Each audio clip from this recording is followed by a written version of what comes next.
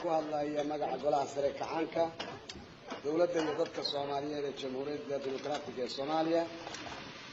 waxaa gidigiin midagsani iyo kalgacaltooyo idinku soo dhaweynaya dalka Soomaaliyeed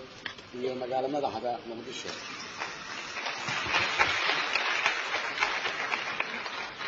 ummadda Soomaaliyeed waa dad kacaan ah ee aaminsan kacaannimada Afrika iyo adduunka meel alla meeshii cadaalad iyo nabad ay taallaba sida walaalahayga kale ee Afrika waxaanu hore u soo aragnay sharaf darrada isticmaalka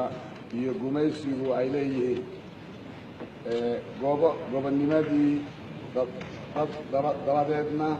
waxaanu wax ka dhadhaminay dhibaatooyinka iyo isku noolaashada cusub